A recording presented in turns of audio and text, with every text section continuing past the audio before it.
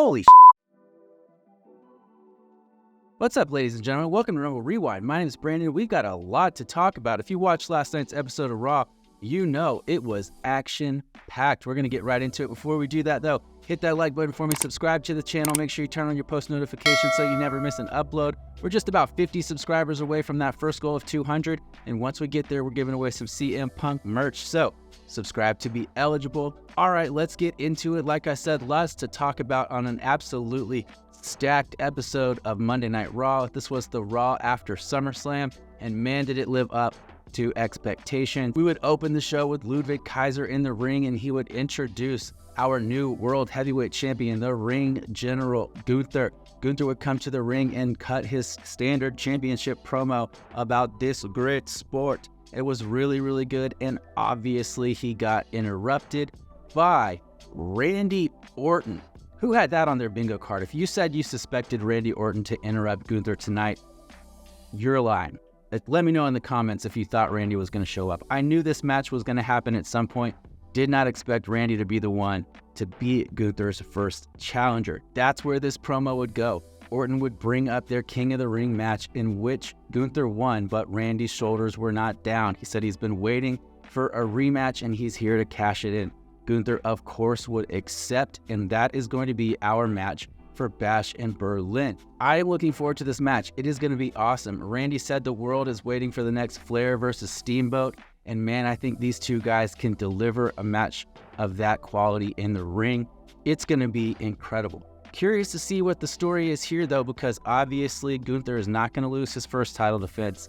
Randy's on SmackDown right now. I think that he needs to stay there so that the eventual feud with Cody Rhodes can happen when he turns. So maybe Orton loses this match and it continues to build frustration and he ends up turning on Cody Rhodes so that he can get a shot at that championship down the line. Out of that promo, we would go straight into a match between Ludwig Kaiser and Sheamus. This is picking up their rivalry that was going pretty strong before Kaiser picked up the rib injury. Later in the match, Pete Dunne would make his presence known, trying once again to hit Sheamus with the shillelagh. He would miss, a follow-up attack would miss as well, and eventually Sheamus would come out on top and pick up the win over Kaiser.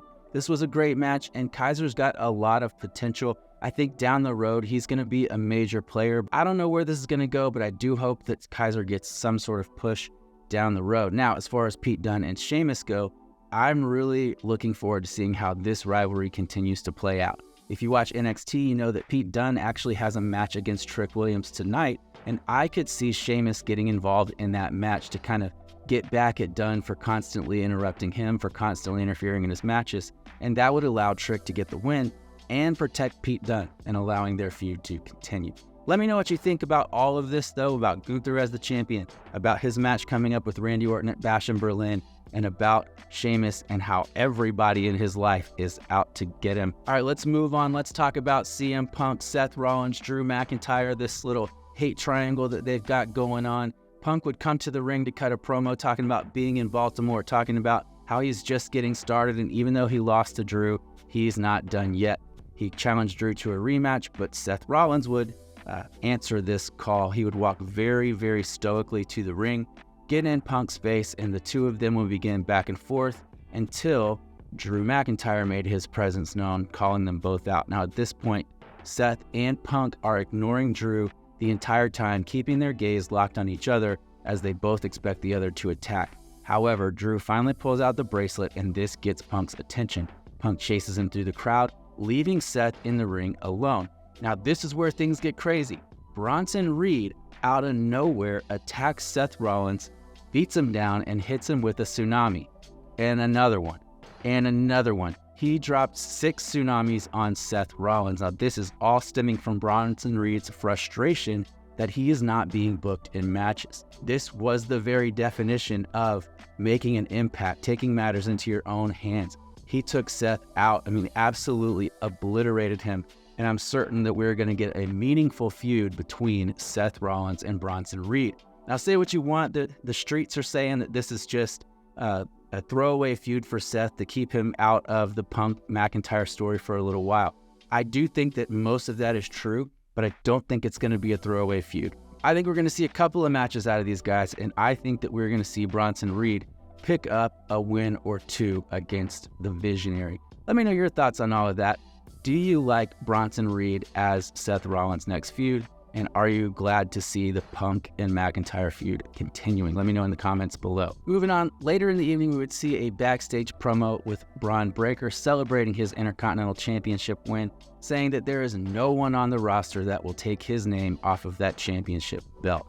Now, later we saw a dejected Sami Zayn talking to Ilya Dragunov.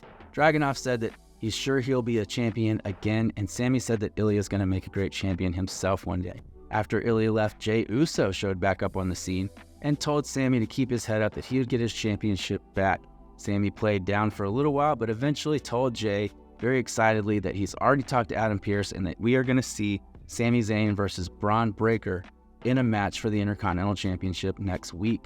We'd find out later in the show that it's actually going to be a 2 out of 3 falls match, so I think this is the blow-off of the feud. I fully expect Braun Breaker to retain that championship and Sami Zayn to move on. It was said in the conversation between him and Jey that they still have business with the Judgment Day, and Jey has aspirations of him and Sami winning the tag team championships together. This is the beginning of them getting involved in the Bloodline story. It's just all playing up this eventual Civil War storyline that gets the OG Bloodline versus the new Bloodline. And it's working. It's going really well. Looking forward to SmackDown to seeing what happens in that whole story. Let me know your comments on this possible tag team with Sami Zayn and Jey Uso. Excited to see their secret handshake back, but more I want to know if you think that Braun Breaker is going to continue to hold the title, and really, just for fun, how many falls are going to be in total? Does Braun go 2-0, or is it going to be the traditional 1-1 split and then Braun gets the third one? I'd love to see it go 2-0 for Braun, but let me know your thoughts. All right, moving on. It looks to me like faction warfare is back in full effect in the WWE. Everybody seems to be in a team. Everybody seems to be in a faction. And I got to say, I kind of love it. I grew up in the Attitude Era when everybody was in a faction. We had the Hart Foundation. We had D-Generation X, the Nation of Domination. We had so many factions. It really seemed like everybody was associated with a group. I love it. The rest of Monday Night Raw was filled with tag teams, factions, groups going at each other. First up, we got A-Town Down Under versus the Awesome Truth. Now, this was set up at SummerSlam with the segment with Jelly Roll. If you missed SummerSlam, I gotta say it might have been the PLE of the year. Make sure you go back and check it out. If you want the quick version, though, click this video right here. I'll tell you all about it, and you can see how well or not well I did with my predictions. Now, A-Town Down Under would get the clean win because R-Truth, once again in a tag team match, completely dropped the ball and cost his team the win. After the match, it looked like The Miz might finally turn heel, taking out R-Truth, but it didn't happen. I do think that there's a split coming for both of these teams, although the A-Town Down Under friction seems to have calmed down a little bit. We'll have to see that on SmackDown, how that plays out. But the Awesome Truth looks to be on the way to a split. Let me know your thoughts, though. Do you think The Miz is going to turn heel? It's got to happen. He's a way better heel than a face. I really like The Miz's heel work and hope to see him get back to that. Moving on, let's talk about Sonya Deville's group, which doesn't have a name, versus Damage Control. We saw a lot of this early in the evening. We would get Lyra Valkyria versus Shayna Baszler.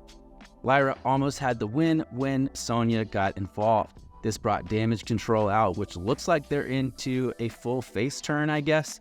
Interesting. Damage Control would take out Sonya's group, and that would lead to us getting a match later in the evening between Sonya Deville and Dakota Kai. However, as Kai is on the way to the ring, Sonya's group attacks Damage Control from behind and takes out Kai. It looked like they attacked the knee. After that segment, Sonya Deville makes her way to the ring and lets the crowd know that Dakota Kai is under the weather and won't be competing tonight. However, Io Sky makes her way to the ring and inserts herself into the match. Her and Sonya go one-on-one. Obviously, Kairi Sane, obviously, Shayna and Zoe get involved, but Damage Control comes out on top and Io Sky gets the win. We'd find out later that there's going to be a match next week between Io Sky and Kairi Sane taking on Shayna Baszler and Zoe Stark to determine the new #1 contenders for the Women's Tag Team Championships.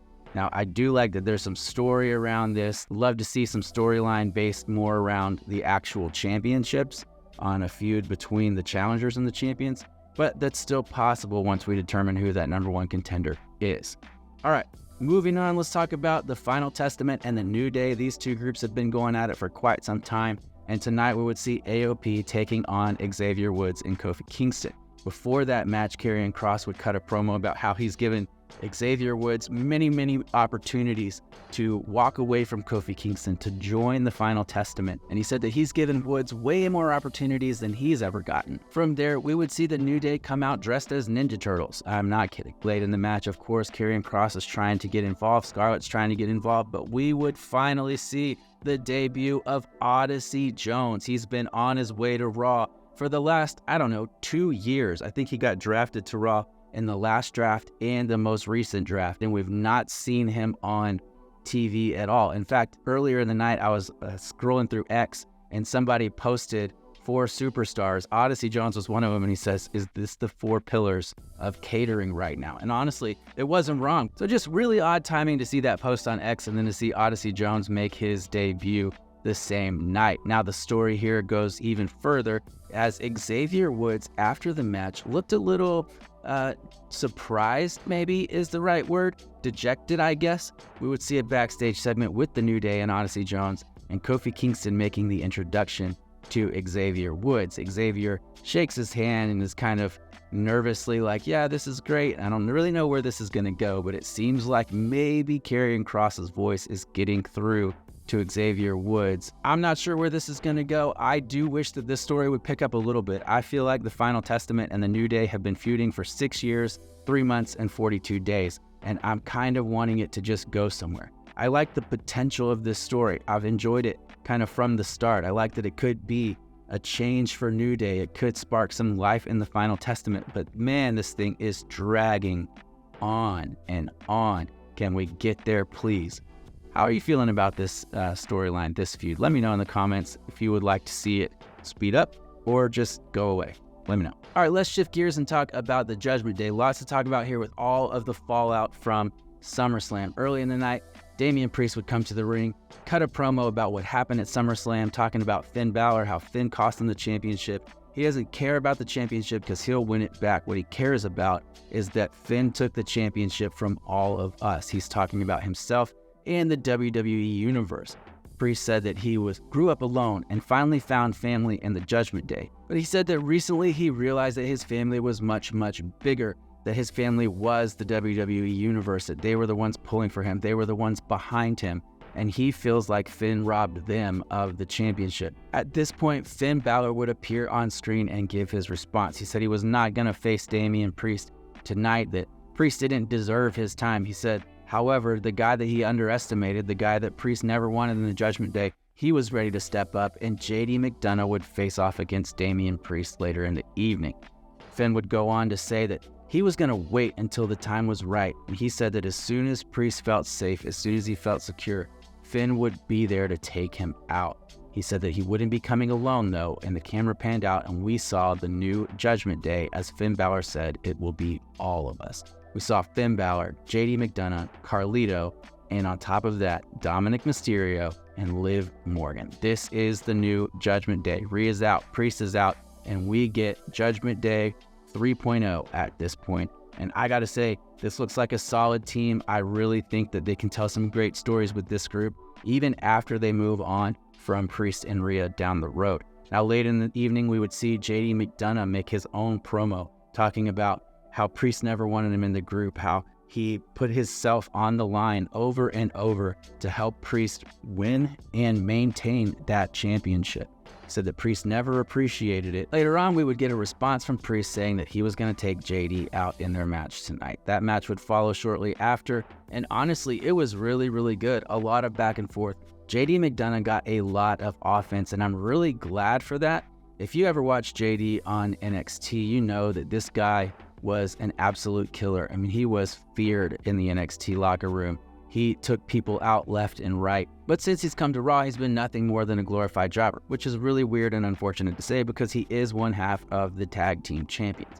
So I was glad to see him get a lot of offense. I was glad to see that some near falls, glad to see that JD didn't just get squashed by Priest. Now this match would end with interference from everybody. So we saw all members of the Judgment Day. They were taking Priest out until Mommy came to the ring. Rhea Ripley would come to the ring to help Priest fight off the Judgment Day, and there was a lot of back and forth. Judgment Day, for the most part, would all slip away with the exception of McDonough, who ended up taking a nasty headbutt from Rhea and a South of Heaven from Priest to end the segment. Really curious to see where this continues forward. Personally, I would have loved to see the new Judgment Day come out on top of this one to put Priest and Rhea in a bit of a corner, but also I get the hype of having the faces stand tall in their first encounter. Can't wait to see this continue forward. This Judgment Day story, like I said in my Summerslam video, was only in the 3rd inning, and I think that we're getting into the later innings of the game as we move forward. But let me know your thoughts on all of this, especially the new Judgment Day. Is this an improvement? I think it is. I like it a lot. Curious to see what happens with Rhea and Damian as we move forward. All right, finally, let's talk about the Wyatt Six. And now with the Wyatt Six, with the story, with where it's at, I can make this video go on for a whole nother hour just talking about things that have to do with them. So I'm going to try my best to condense it, and maybe down the road I'll do a Wyatt Six video as a standalone. Tonight, they would have their debut match against Chad Gable and the Creed brothers, who are now known as American Made. Early in the night, though, we would see a backstage segment in which Ivy Nile was talking to the Creeds. I've been wondering where she's been, where she fits into this story, and I believe tonight we started to get the answer to that question. Maxine Dupree would approach, asked to talk to Ivy. She asked where she's been for the last couple weeks. Ivy says that she's been around, she's been with the Creeds, kind of tries to make some excuses for them. At this point, Chad Gable shows up, and he tells Ivy that Maxine has nothing of value to offer her, and she doesn't need to be talking to them. So she walks away with Chad. So this is one of the questions that I've had about this whole storyline, is where has she been? What's her involvement in it? And finally, we begin to get that answer. My hope for this is that Ivy turns full heel and just takes out Maxine Dupree at some point. Not because I don't like Maxine, I just want to see some character development and some fire from Ivy Nile. And I think that this is an opportunity for that, and it would allow her maybe to get in the ring with Nikki Cross down the road. We'll have to see, but I'm glad to see that Ivy Nile is back on screen and is, in fact, associated with American Made. Now, moving forward, right before the match took place, we would get Joe Gacy's sort of interview video vignette, which ended with Joe Gacy saying, "Let us in." And it was really good. It was really short, though. And I'm wondering about these vignettes and where we're headed with them. Is this the end of the vignette era? Will we get more? I'm certain we'll get more video content from the Wyatt Six, but will we get more of these sort of like therapy session videos? Very interested to know the answer to that. And speaking of therapy, whatever happened to the therapist? I would love to know the answer to that question, if she's going to be involved anymore going forward. All right, the biggest question around the Wyatt Six has always been, what's going to happen when the bell rings? Are they going to be these supernatural monsters? Are they going to be real people? Are they going to wrestle with the masks on? How's this all going to go? Now, some of that was answered last week when we got to see them unmask and get physical for the first time. But tonight was obviously their first actual match, and a lot of questions about what that's going to look like, how's it going to go. But I gotta say, it was awesome. There were so many Easter eggs and tributes and things like that, but what really caught my attention is the way that they worked together to get the win. Dexter Lumis being this high-flying guy, I never saw that coming from him. Joe Gacy is able to move in the ring in ways that he shouldn't be, and Rowan, the big man with the big offense. There were a lot of great spots from both teams. American Made did one where they hit 3 moonsaults, one standing, a middle rope, and a top rope, back to back to back. And finally, the closing segment saw Gacy powerbomb Dexter Lumis onto the heel team, and then do a giant frog splash in which Rowan pushed him down to pick up the win. Very interesting that Dexter Lumis was the one to pick up the pinfall. I like that. It just kind of goes to show us that this group is about elevating everybody and not just one person. I think there's so much more that I could say about the Wyatt Six. And like I said earlier, I could do a whole video on it. Maybe I will down the road. But tonight, I've got to say it hit on all cylinders, answered a lot of questions. The Wyatt Six looks great in the ring.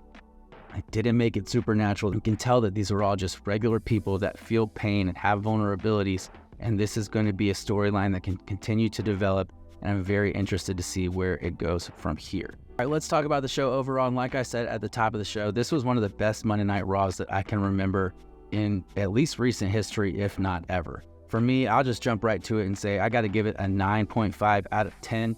Very few notes, if you will, For me, there were a couple of things that dragged a little bit, but they all have potential. I'm talking about the Final Testament and the New Day, but that was rescued with the Odyssey Jones debut.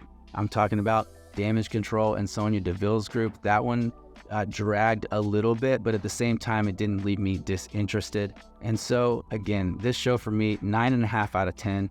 I don't know how you can get much better than that. And I'm looking down the lineup of NXT and SmackDown this week, and I just think that there is no shot that either of these shows is going to win this week's Brand Wars. Tell me what you think. How would you rate this show? What were the highlights for you? The highlights for me were obviously Judgment Day and the Wyatt Six. Both of those factions are really, really cooking right now.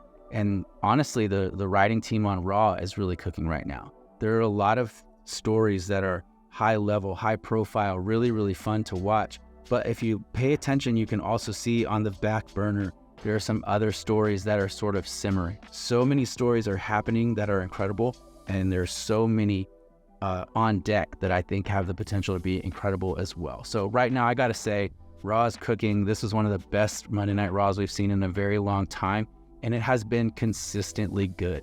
Now, just bring back Alexa Bliss so that we can all move on with our lives. Well, that is it for today. Make sure you join us right back here tomorrow, as we will be reviewing night 2 of the Great American Bash. That, of course, happens tonight. Now, before you go, do me a quick favor. Hit that like button. Subscribe to the channel if you're not already. Make sure you have on those post notifications. We're really, really close to our first 200 subscribers, really close to our first giveaway. Want you to be eligible for that. Do you love WWE and talking about all things related? Check out this video right here, and let's continue the discussion. Thanks again for hanging out with me for a bit on Rumble Rewind today. We'll see you on the next one.